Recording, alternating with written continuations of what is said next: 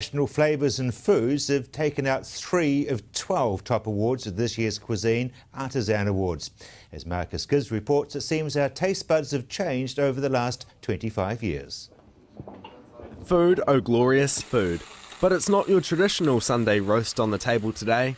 Instead, spicy Spanish sausages, nutty pan forte and traditional English pork pies are taking out awards. Really big international community that's come in and they've made New Zealand home, and as everybody does, you miss a few things from your own homeland, so you take the best products from here in New Zealand or the best ingredients here in New Zealand and you recreate what you've missed from home. Now we're all benefiting from that now because you've got these flavours of Italy and Spain and England and we're all getting to experience them. The Cuisine Artisan Awards are in their 4th year.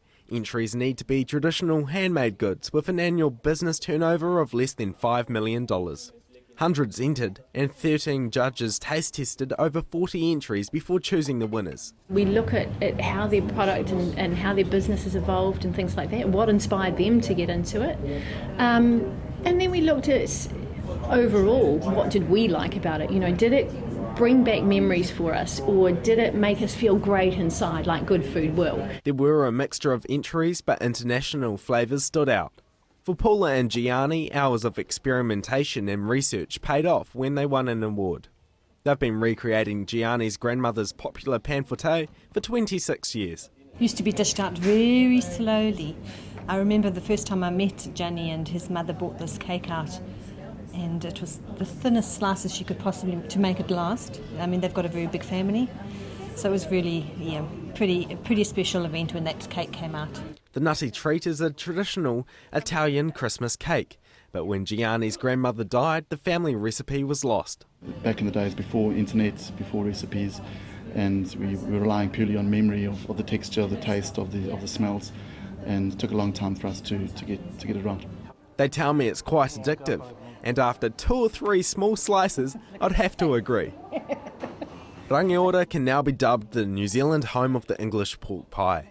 Carol Barker's recipe goes back to 1840. Now she's baking up to 700 a week. You come to a new country, a long way from anywhere, and you just crave that authenticity of something you've grown up with. It's part of your heritage. And a lot of people just do what we've done. They've just dug back, got the old recipes from mums or grandmas and taken it from there. An award not just for her, but for her ancestors as well. Over the generations have maintained those traditions and handed down recipes generation to generation. And I think it is honouring those past people. 25 years ago, you wouldn't have found authentic Spanish sausages in New Zealand, but Mariano sells 100 kgs of the sausage a week. He's been introduced to spices from a young age. When I was a child and I used to run in the house, and children sometimes say funny words, so my grandmother used to say, "Come here, Mariano, I'm going to wash your mouth with a chili." The fiery taste influencing his latest sausage. Doing the markets, people used to ask me for something with a little bit more heat. So I thought about my grandmother and that story and washing my mouth with a chili, so I decided to create the malagueña, another kind of sausage. So this is a traditional Spanish spicy sausage. Now the thing is, I'm not actually a fan of spicy food, so this will be rather interesting. I was expecting a hot blast, but instead I only felt a tasty warm tickle. If you're going to mimic or recreate something from a homeland, it needs to be authentic.